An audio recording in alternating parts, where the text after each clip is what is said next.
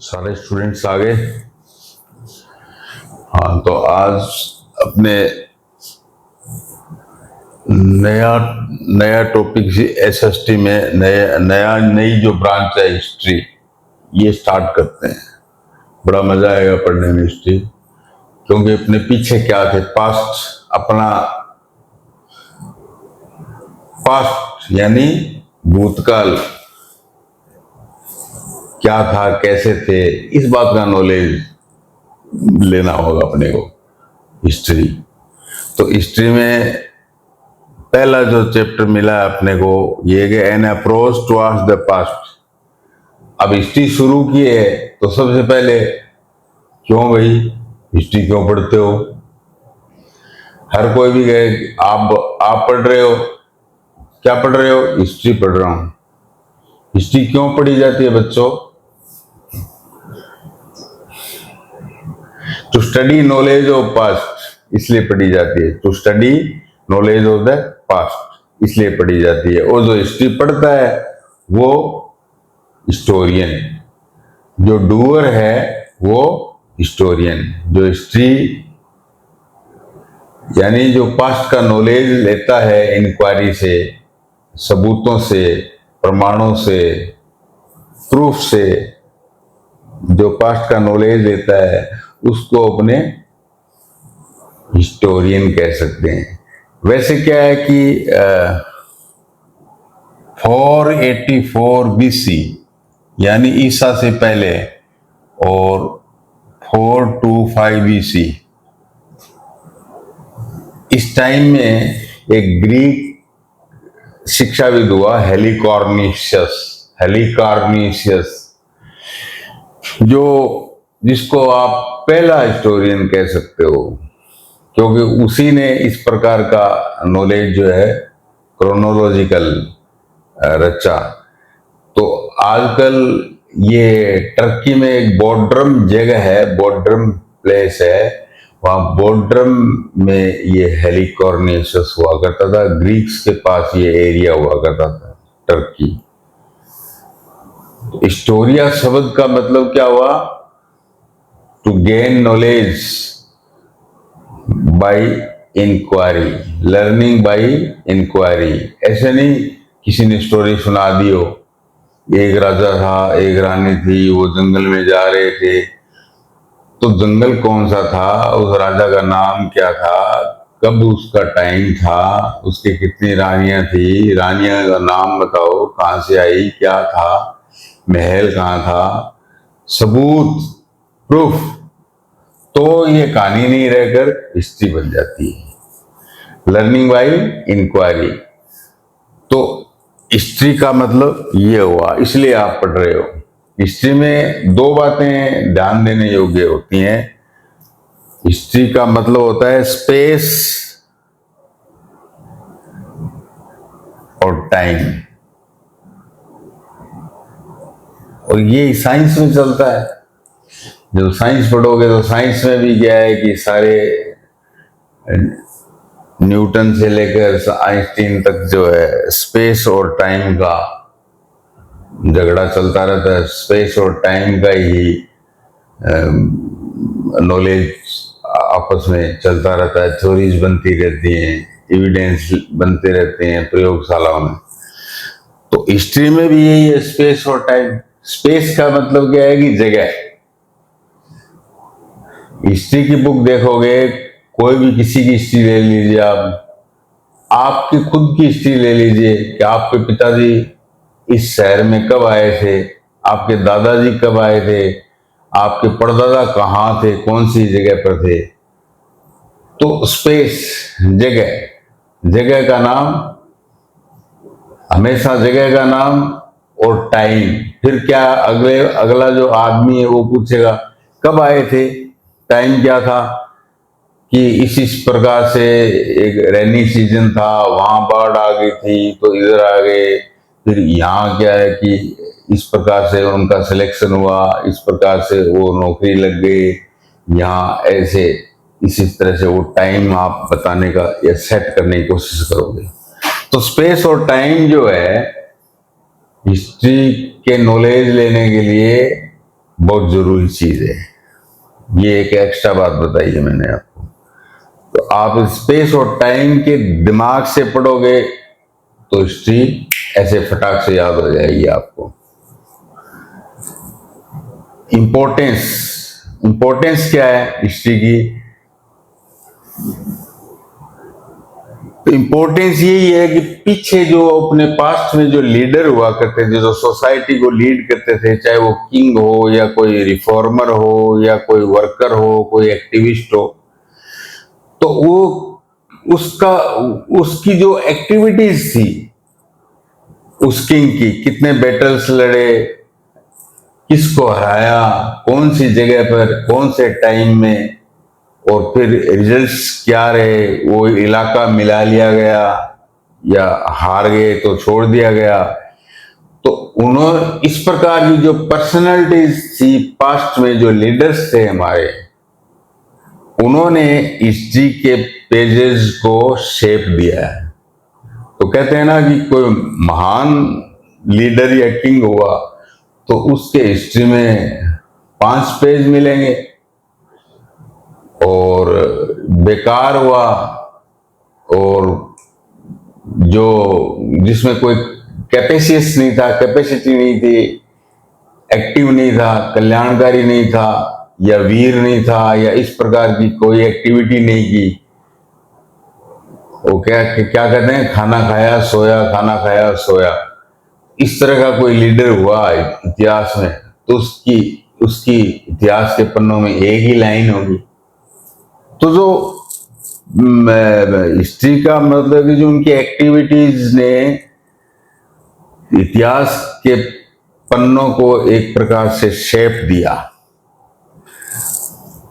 तो इम्पोर्टेंस जब हिस्ट्री की देखते हैं, इम्पोर्टेंस देखेंगे तो उसमें सबसे पहले आएगा, क्या आएगा कि जो प्रेजेंट में अपने कोई गोल या टारगेट फिक्स करते हैं कि हमें ये करना है, कि हमें 6th क्लास अधिकतम नंबरों, मैक्सिमम परसेंटेज से पास करनी है, ये गोल आपने सेट किया है, तो आपको पीछे पीछे के सिलेबस को, पीछे के टीचर्स को, पीछे के बुक्स की नोट्स को, सारा सब कुछ ध्यान रखना पड़ेगा कि पीछे जो 6th क्लास से पढ़ कर गए वो आगे चले गए, वो कैसे पढ़ते थे। तो to set the goal, to set the target without mistake of past, through without mistake, ऐसा गोल फिक्स करने के लिए हिस्ट्री पढ़नी आपको जरूरी है। और क्या इंपॉर्टेंस है कि कंटिन्यूस डेवलपमेंट, जो लिटरेचर का, आर्ट्स का, रिलीजन का, कि पहले ये धर्म यहाँ पर हुआ करता था, फिर इस तरह का धर्म आया, फिर क्या इस तरह के लोग आए, वो ऐसे पूजा करते थे। तो जो कंटिन्यूस जो है आर्ट, लिटरेचर, रिलीजन का जो सीरियल है वो अपने जान सकते हैं। तीसरा, सोसाइटी की क्या है कि पीछे जो सोसाइटी हिस्ट्री में रही है उसकी बेसिक नजर, बेसिक जो क्या कहेंगे आप, नेचर, उसकी बेसिक नेचर, उस सोसाइटी की जो समाज वहां रहता था उसकी क्या है। अब जैसे कि हिंदू शब्द आते ही क्या है, हिंदू सोसाइटी, तो पास्ट में देखेंगे कि उनके राइट्स एंड रिचुअल्स क्या थे, वायलेंस वाले थे या नॉन वायलेंस वाले थे, तो आप ये अंदाजा लगाओगे कि ये जो सोसाइटी थी वो टॉलरेंट थी। कहने का मतलब है कि सबको समाने वाली थी। और कोई दूसरे जो इन्वेडर्स थे, वेस्टर्न से इन्वेडर्स, कई मोहम्मडन्स इन्वेडर्स आए, गजनवी, गोरी, इस तरह के इन्वेडर्स आए, तब देखा जाता है कि इस सोसाइटी का जो रिचुअल्स हैं, राइट्स हैं, वो तलवार के ऊपर रहा। तो इस तरह की जो स्टडी है कि पास्ट में सोसाइटी का कैरेक्टर या कल्चर कैसा रहा, ये आप हिस्ट्री से ही पढ़ना पड़ेगा आपको। इसलिए हिस्ट्री इम्पोर्टेंट है, इम्पोर्टेंस बहुत है हिस्ट्री की, इसलिए अपने को हिस्ट्री पढ़नी पड़ रही है। हिस्ट्री का जो टाइम है उसको मोटा मोटी यानी एक लार्ज व्यू ऑफ पॉइंट से दो दो टाइम में बांट लीजिए, प्री हिस्टोरिक और हिस्टोरिक। प्री हिस्टोरिक में तो क्या है कि कोई आपको पढ़ने लिखने वाला कोई सबूत, रीड और राइट वाला कोई सबूत आपको नहीं मिलेगा। सिर्फ और सिर्फ आप जो कोई रेमिनेंट्स थे, कोई खुदाई में उनकी कोई हड्डी मिल गई, उनका कोई उनके टाइम का कोई पत्थर मिल गया, उनके टाइम की कोई क्या कहेंगे केव दफनाने वाली गुफा मिल गई, कोई स्केलेटन्स मिल गए, कोई दांत मिल गया, तो मतलब रीड और राइट वाला कोई काम नहीं है यहाँ। इसलिए इसमें जो पढ़ा जाता है इस टाइम में, इस समय में जो पढ़ा जाता है वो प्री हिस्टोरिक कहलाता है। इसको अपने पढ़ेंगे स्टोन एज में। प्री हिस्टोरिक एक प्रकार का, स्टोन एज है प्री हिस्टोरिक। और हिस्ट्री भाई सीधी सी बात है, रिटन रिकॉर्ड्स, रिटन बाकायदा प्रूफ है कि फला किताब में ये लिखा हुआ है, फला पत्थर और फला धातु की प्लेट के ऊपर ये छपा हुआ है, ये लिखा हुआ है, ये लिपि है, वो है, तो वो हिस्ट्री है। तो मोटा मोटी दो प्री हिस्टोरिक और हिस्टोरिक, दो पीरियड हो गए। अब सोर्स ऑफ हिस्ट्री जब आप बात करते हैं, सोर्स ऑफ हिस्ट्री, तो सोर्स के अंदर क्या है कि आर्कियोलॉजिकल मतलब जो प्राचीन पुरानी जो खुदाई एक्सकेवेशन होता है और कोई प्रूफ मिल जाता है उस जगह का। अब एक्सकेवेशन हुआ तो आपको कॉइन मिल गए, तो ओहो ये तो समुद्रगुप्त के समय का कॉइन है, क्योंकि उसके ऊपर लिखा है एम्परर समुद्रगुप्त, उस पर मोर है। तो हिस्ट्री में आप लिखोगे कि इस प्रकार के सिक्के चलते थे समुद्रगुप्त के, उसमें टाइम लिखा है। मोर वाले सिक्के चांदी के थे, गोल्ड के थे, तो चांदी और गोल्ड के जो सिक्के होंगे तो आप अनुमान लगा लोगे कि उस समय का जो लीडर या किंग है उसका राज जो है रिच था, धनी था। और तांबे के होंगे तो आप ये फटाक से एक अनुमान लगा लोगे कि ये तो कोई गरीब ही किंग था, राज्य के पास कोई धन नहीं लगता है इस तरह से। तो आर्कियोलॉजी में जो पुरानी खुदाई में जो मिले हैं आर्टिफैक्ट्स, भाई उस समय के लोग जो पोर्ट्री में क्या कोई डिजाइन बनाते थे, जियोमेट्रिकल बनाते थे, 3D में बनाते थे, 2D में बनाते थे, कोई डिजाइन बना के मिट्टी की या कोई धातु की छोड़ गए, तो पत्थर को शेप दे दिया, कलाकृति बना दी। कहने का मतलब है आर्ट्स के अंदर कोई चीज बना दी। वो देख कर क्या है कि हिस्ट्री का अंदाजा लगाया जाता है कि उस समय इस प्रकार से लोग या लीडर थे। तो आर्टिफैक्ट से देख लो, आप मोनूमेंट से देख लो। जब आप पुरानी दिल्ली जाते हो घूमने के लिए तो विक्रमादित्य के समय का वो ऐसी धातु का लोहे का लाट है, लंबी वो मीनार है जिस पर आज तक जंग नहीं लगा। तो वो एक गुप्त साम्राज्य के टाइम का समझ लो मोनूमेंट्स हो गया। वो मोनूमेंट्स है। ऐसे ही अशोक के समय के पिलर्स हैं जो अपने इंडिया, जो गवर्नमेंट ऑफ इंडिया का जो सिंबल है, 4 लाइन और 3 लाइन तो दिखते हैं और एक लंबा पिलर है उसके ऊपर लाइन्स का निशान है, तो वो मोनूमेंट्स हैं। कॉइन्स कॉइन्स तो धातु के कहीं भी कैसे भी मिल जाएंगे, तो खुदाई के अंदर मिलते रहते हैं कॉइन्स। गांवों के अंदर तो पहले धन जो है कॉइन्स के चांदी या सोने के रूप में होता था, और चोरों से रक्षा के लिए जमीन के अंदर गाड़ देते थे और मर जाते थे, पता नहीं लगता था।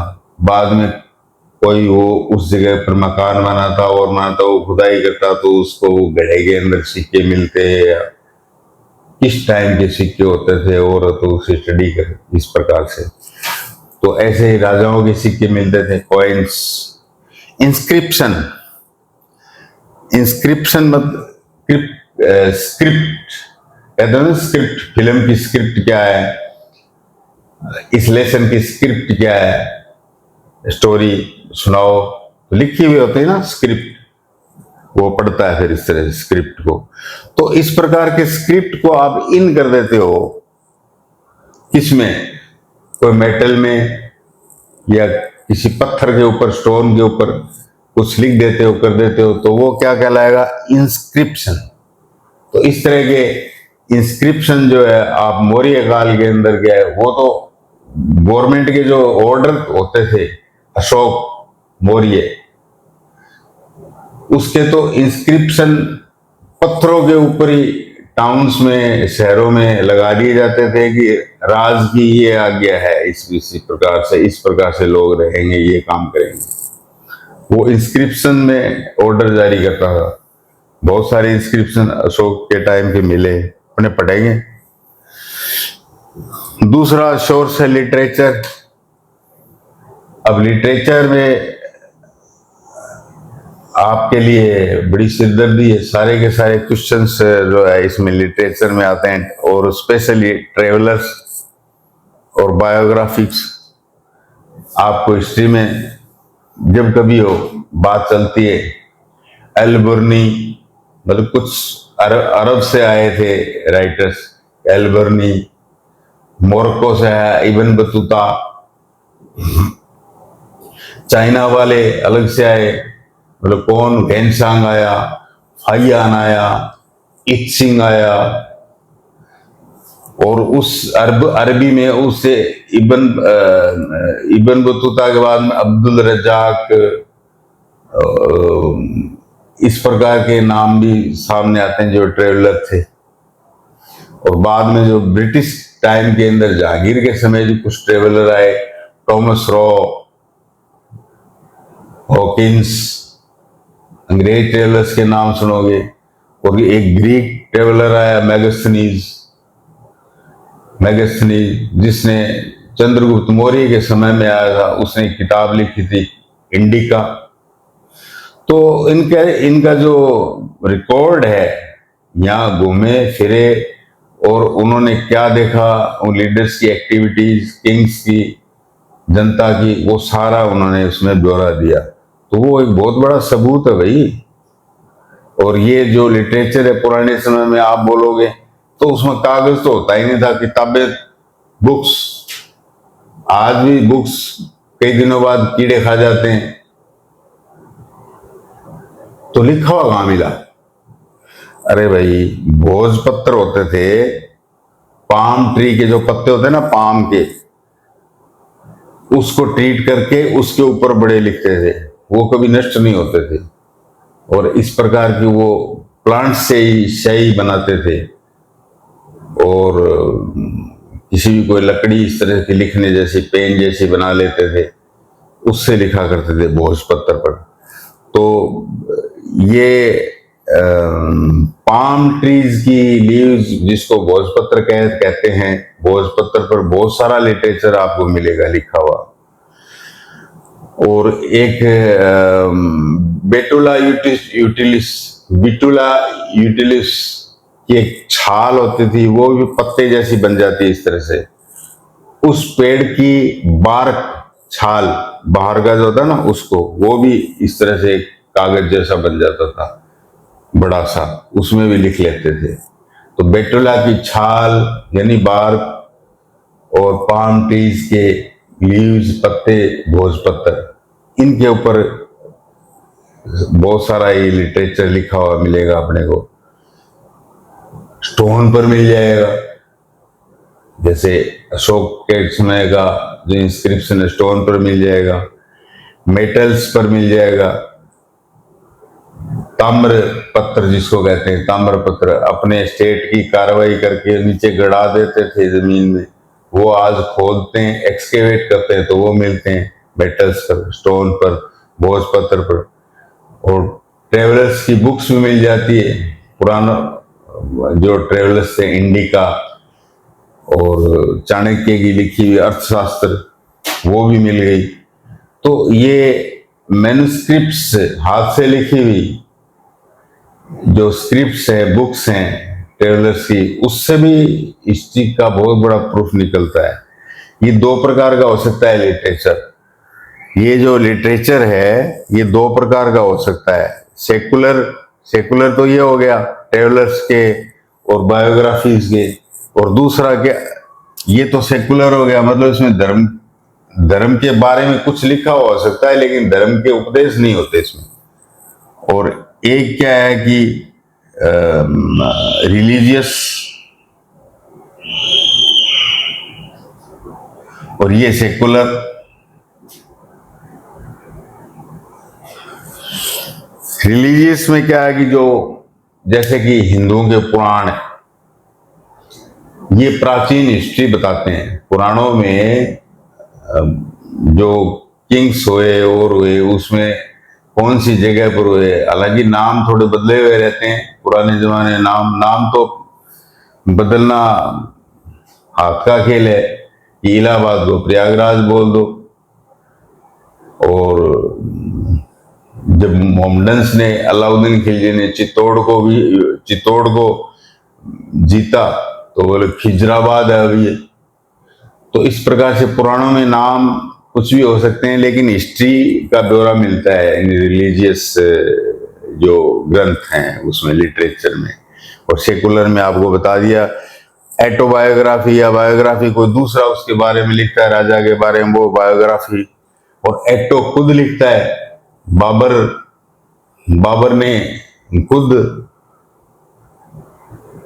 कहानी लिखी, अपनी कहानी, क्या मतलब जो भी राज के बारे में, लोगों के बारे में, और में जो भी है, इंडिया के बारे में, तुर्की के बारे में, जो भी उसने देखा किया, उसने बायोग्राफी लिखी, ऑटोबायोग्राफी बाबर की।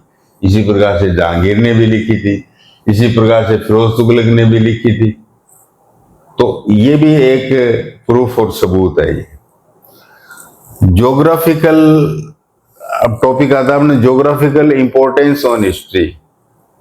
निश्चित रूप से जो वातावरण है, जो क्लाइमेट है, वो हिस्ट्री को प्रभावित करेगा।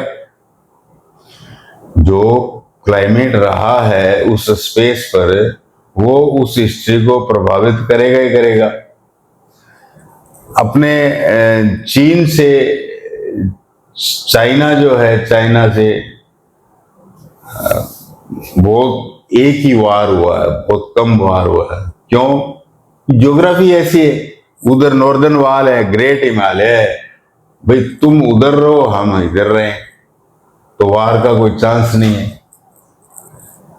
और इधर वेस्टर्न साइड में बहुत सारे जो पाकिस्तान में इस तरह से हिमालय मुड़कर क्या है कि पाकिस्तान की तरफ चला जाता है, उसको सुलेमान हिल रेंज कहते हैं। सुलेमान हिल रेंज वो हिमालय की है।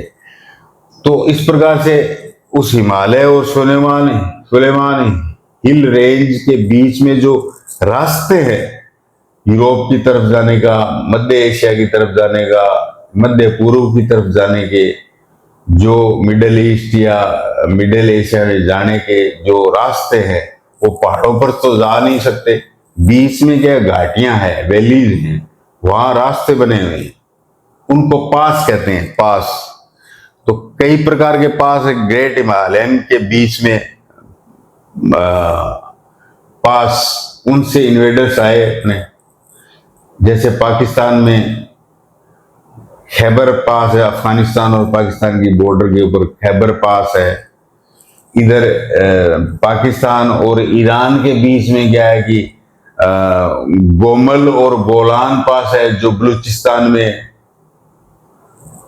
पहाड़ियों के बीच में से, और इधर चाइना और मिडिल एशिया के बीच के अंदर क्या है कि कुनलून कुनलून रेंज है जो तिब्बत के पठार को जोड़ती है, जिसको आप रेशम मार्ग या सिल्क रूट जब आप पढ़ोगे तो कुनलून पास पढ़ना पड़ेगा आपको। तो ये हिस्ट्री को काफी प्रभावित करते हैं, रास्ते हैं, क्लाइमेट है, ये ज्योग्राफी की जो बातें हैं, ग्रेट हिमालयन है, दूसरा नॉर्दर्न प्लेन्स है।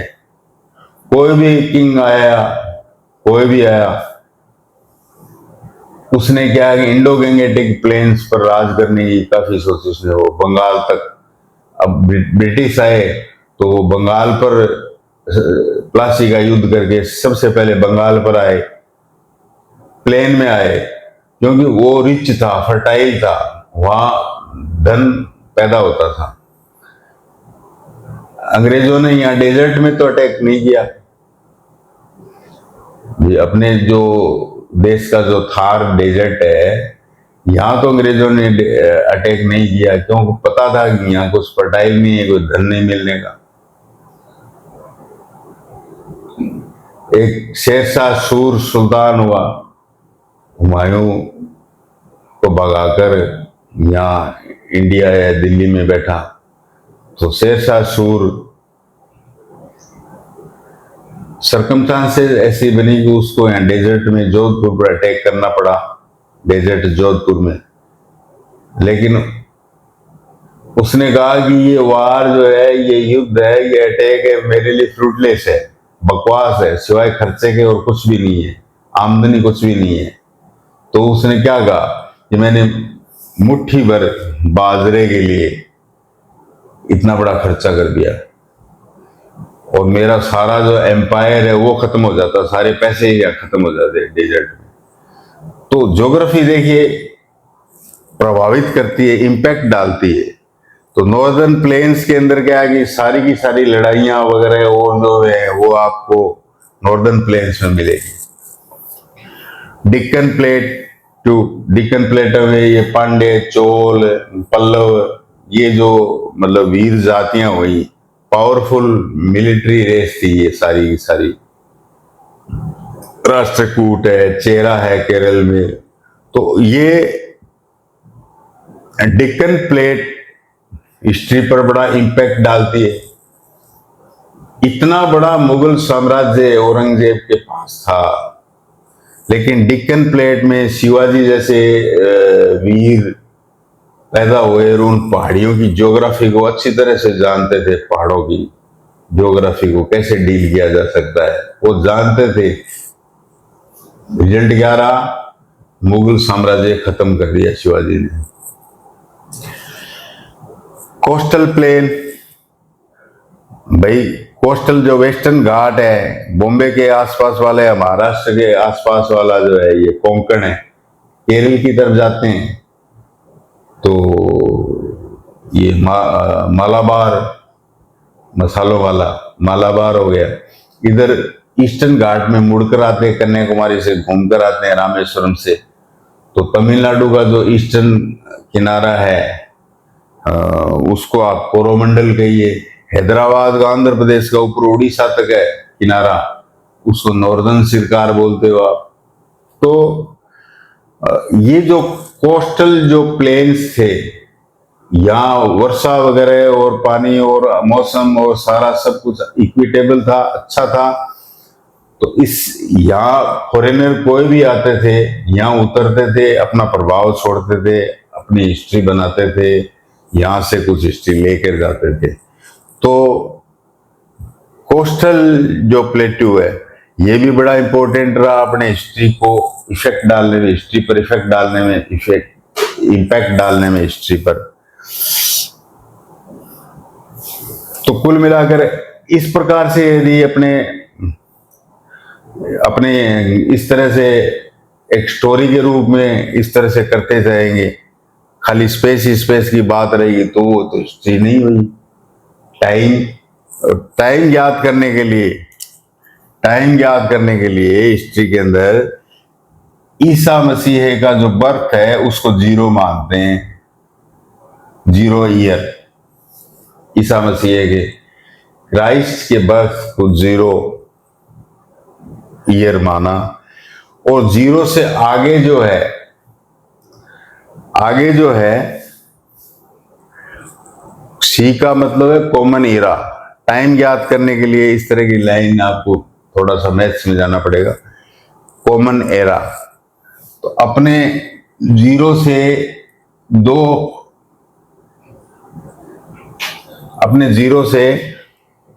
2000 ईयर्स आगे चल रहे हैं।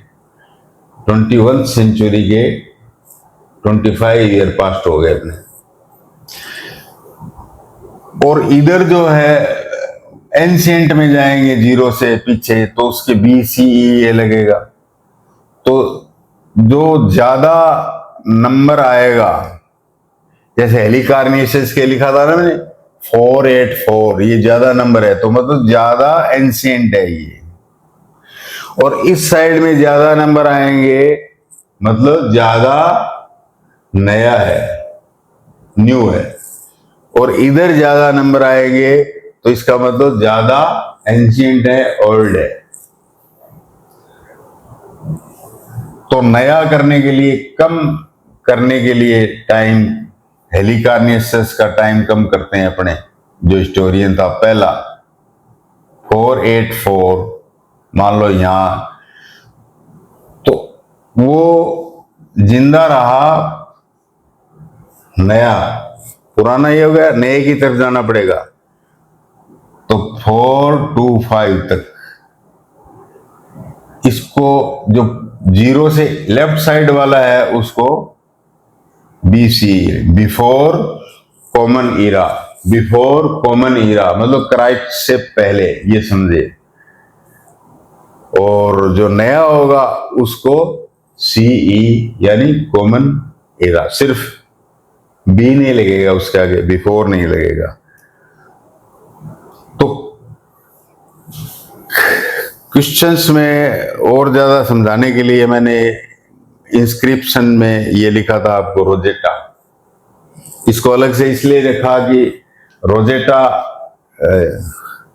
ये BCE है इजिप्शियन, मिस्र की सिविलाइजेशन, इजिप्शियन सिविलाइजेशन, नील घाटी की, नील रिवर सिविलाइजेशन,